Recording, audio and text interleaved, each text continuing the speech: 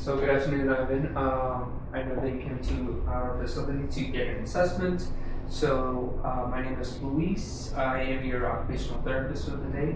And basically this assessment that we're going to do is called the Time Up and Go. And Time Up and Go is also known as the TUG, the short form of it. And basically this assessment, what it does, it kind of analyzes your mobility, your balance, and just your overall gait. In other words, your walking. And then, so the first thing that I want to have you do is you're going to get off your seat. And then after you get off your seat, I'm going to start recording. You're going to pass right here to this piece of tape. Once you pass to the piece of tape, you're going to walk back, turn around, and sit back down on the chair. As soon as your buttocks makes contact with the chair, I'm going to stop the timer.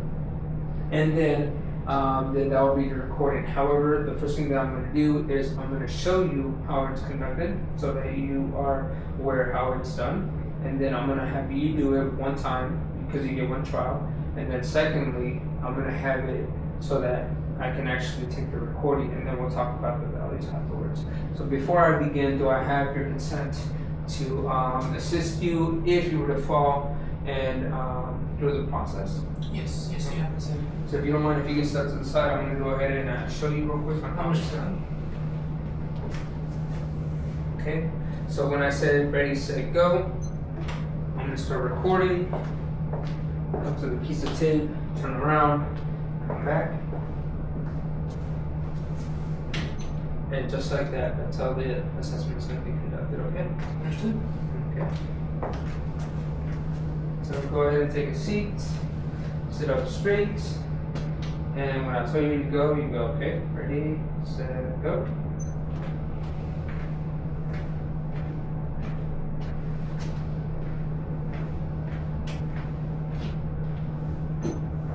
Okay.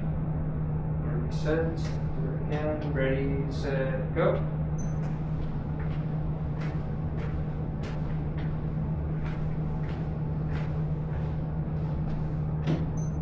Perfect. So basically, the normative values that we try to look for is anything that's past 12. Well, as of right now, you fall within the 10 seconds. You actually were at 8 seconds exactly, which is good. If you were to fall anything past 12 seconds, then we would consider, which we call the BPS.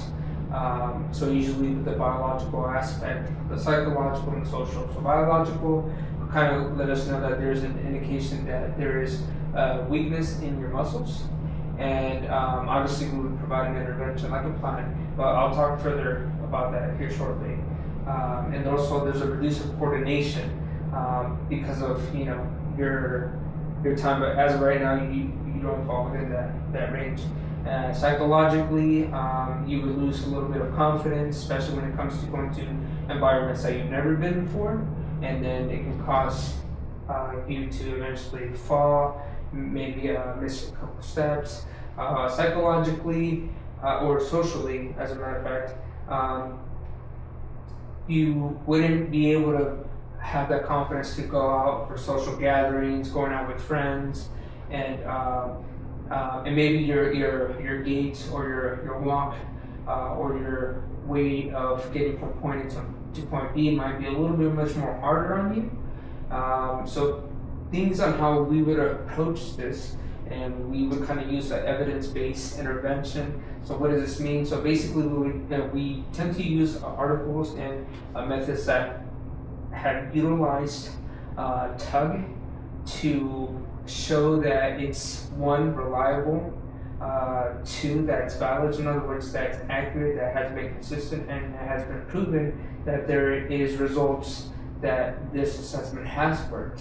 And it's kind of like a way to provide a prevention so that you don't have a fall risk, or you don't continue to have any type of falls in the future, which can usually lead to further complications. So what we usually provide as an intervention or as a plan, we provide exercises, like for example, easily as standing up from the chair a couple times, doing step drills to kind of start engaging those muscles that are a little bit weak. And so we would just do those exercises to kind of strengthen the stability, the balance, and things of sort. So since everything turned out well for you, do you have any questions about the assessment? No, sir. Okay, well, thank you very much for coming, and if you have any questions, go ahead and ask me any other. Alrighty. All right, thank you, appreciate you. Take care. Now, talking about the psychometric properties of the tug. So, starting off with reliability, it means how consistent the test is. So, talking about the test retest reliability, this means that if you take the tug test today and then again tomorrow, the results should be pretty much the same. So, the tug is really consistent, so therefore, scoring between 0.95 to 0.99, which is almost perfect. Enter rate of reliability. This is about how different people timing the test would get similar results. For tug, it scores about 0.90, showing that no matter who times you, the results are going to be reliable. Now, for inter-rater of reliability, this means if the same person tests you multiple times, then they'll get a consistent results each time. The score is usually, according to Ability Labs, is 0.98, which is pretty high. Validity, now it's how well the test is actually measured and what it's supposed to do. So construct validity, the tug test is closely related to other tests that measures balance and mobility, like the Berg's balance scale, and this means that it's doing a good job measuring what it's supposed to do. Concurrent validity, the tug also lines up well with other mobility tests like the functional gait assessment and the 6-minute walk assessment. So we know that it's accurate. Predictive validity, the tug can predict who might be at risk of falling. For example, if it takes more than 13.5 seconds to complete, then that person might have a higher risk of falling. Now, going over sensitivity and specificity, these terms might sound a little bit tricky, but they're about how well the test can spot issues. So sensitivity, the tug is good at finding people who have mobility issues with the rate from 56% to 80%. Now, focusing on specificity, it's also pretty good at identifying who doesn't or does not have a fall risk around 50 to 60%. So in this slide, I compiled a couple resources that you need in order for you to conduct this assessment. So basically, you need a chair with armrest. As from my video at the beginning of the video, I did not have any, but that's totally fine.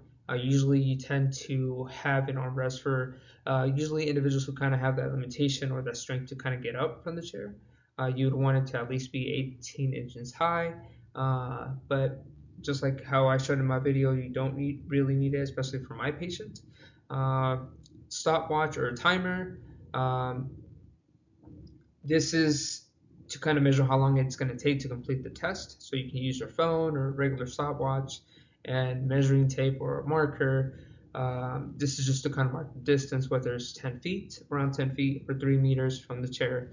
Using tape or a cone would also be usable. So that's all you need to kind of perform the tug test and see how well someone moves and balances. Alrighty, so here are my references. And down below, I don't know if you see this little icon where it says PDF. So I have two links. So these two attachments can be useful for the assessments. It's two PDFs, and one's from the CDC, which is a little bit more simple, and Ability Labs, it's a little bit much more complex. And you'll see and you'll find out once you open up the link. And hopefully this helps you out, and good luck with the assessments.